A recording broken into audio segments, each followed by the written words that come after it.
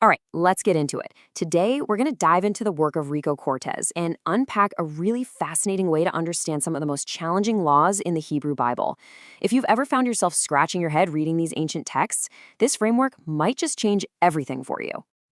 So let's just jump right in with the big question. Why do these ancient laws, about things like birds' nests or what kind of clothes to wear, why do they feel so strange to us? They can seem totally random, yet people still argue about them constantly. What are we missing here?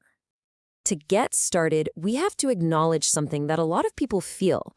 I mean, you open a book like the Torah and you're hit with this wall of rules that just feels completely disconnected from our world today. It's confusing. And yeah, that's a super common reaction, to see these texts as just a big list of do's and don'ts that don't really matter anymore. But Rico Cortez makes the case that this whole view comes from looking at the text through the completely wrong lens. Okay, so this is where it gets really interesting. The core of the problem, according to Cortez, comes down to this massive clash between two totally different ways of seeing the world, and each has its own idea of what salvation even is. This right here, this contrast is everything. On one side, you have the Greco-Roman view, which honestly, most of us grew up with. It's all about the afterlife, about escaping this messy physical world so you can get to heaven. But the Hebrew worldview, Quartz says it's radically different. The focus is right here, right now. It's about restoring this world by actually living out God's character on earth.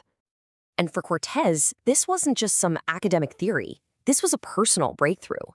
He says that when he put the idea of salvation he'd always been taught side by side with what he was actually reading in the Hebrew Bible, he had this moment where he just realized, I was wrong. And that shift in thinking, that's the key to all of this. So, if the main point isn't just about getting to heaven, then what is it? Well, this brings us to the central idea that Cortez proposes, that the whole purpose of the Torah is to restore the image of God in people. So what does he mean by image of God? It's not about what we look like at all. It's about our function, our job description, if you will. It's about being God's representatives in the world, embodying his character, his justice, his mercy, and actually doing his will right here on the ground. And once you see it that way, the Torah stops being a random list of rules, and it becomes a blueprint, a practical guide.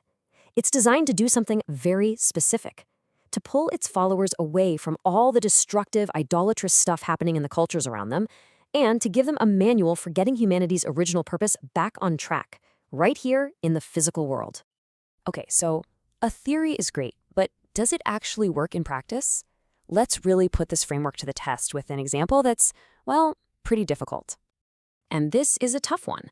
At first glance, a rule against so-called sacred prostitution just seems like a moral command, right?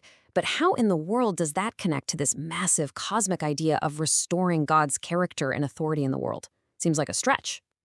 And this is where the method just shines. First, you have to look at the historical context.